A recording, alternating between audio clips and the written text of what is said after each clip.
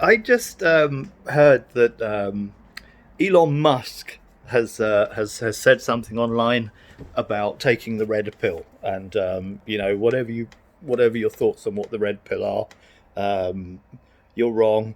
Move on. Never mind. Everybody gets things wrong from time to time.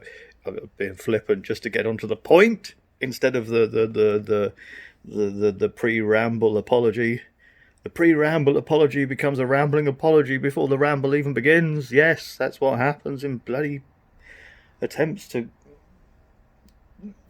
take into account the negativity that people receive, the negative, the negativity posture that people adopt when taking on board something somebody says. This is cognitive bias and prejudice thing is very, very real. Okay.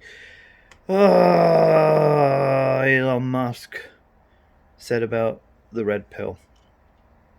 And somebody, the New York Times, I think it was, they wrote an article saying that this means that he's now shifted over to the right wing, which is odd. I mean, the red pill was an analogy for truth, and the blue pill was an analogy for a dream. It's not the first use of a red pill in the Matrix movie, by the way. There's Total Recall, Arnold Schwarzenegger masterpiece. They had a red pill in there as well. He could take it and wake up from the dream. Take that, plagiarists. Um, so here's the problem. Tesla make electric cars, right? And they make cars that are like a good status symbol for people who care about the environment.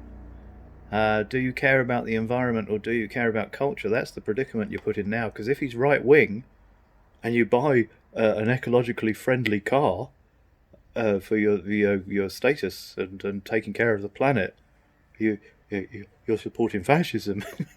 It's like, for God's sake, we're living in a contained environment, people. We need an industrious resolution century, not a perpetuation of the Industrial Revolution. Here's the problem. It's something like this quote's come up a couple of times from different sources, and I can't quote it directly, but it's the source is Thomas Sowell, and he's talking about how some kind of rights movement, any sort of rights movement, it always starts off as being right. If people's rights are being violated, if they're right about that, then off you go. Good luck, and you have my support if you're being oppressed for what you are. That's a terrible thing. Obviously, we come to blows when you start oppressing me because your culture says that's okay. It's like, of course, this is a negotiation. How can it be anything else? Certainly shouldn't be a battle. Anyway, I digress again and again and again. So, yeah, the Thomas Sowell quote, it was this, something along the lines of, you get a civil rights movement, it then attracts enough people for it to attract funding, for it to then become a business, and once the rights have achieved, if it's still around, it's become a scam. Because, it's a bit like um,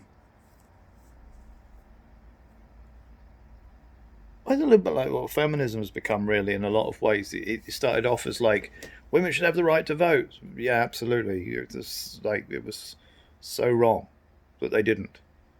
Um, the civic exchange on that is that if you want the equal status, and who doesn't, and fair enough, then you have equal expectations hovering above you, becoming self-sufficient and all that. And if you don't like the what's loaded in there about like a man condescending you and looking down on you because you can't. You say, well, look, there are more women in universities now. There are more women in high-paying positions in like the medical care and all this sort of stuff. All the top women in the top military-industrial complex, they're all female CEOs. They are. That's leverage. That's power, isn't it? You've got leverage and power now. Obviously, you haven't personally, but stop making it about you, as the old argument goes. So yeah, so here's the process of it all. You start off with something good. It attracts a lot of people. if it's about making a positive change and you succeed in making that change, you're not needed anymore. And your need for the perpetuation of that industry that it's become overrides um, the original spark and jewel of good truth and certainty that it all started with, and you become low hanging fruit, and you're aware of it. So the predicament that shouldn't exist is plain and simply this: do you buy an electric car because you care about the planet, or do you fuck the electric car because he's a Nazi and then you pollute the atmosphere? Which kind of asshole do you want to be?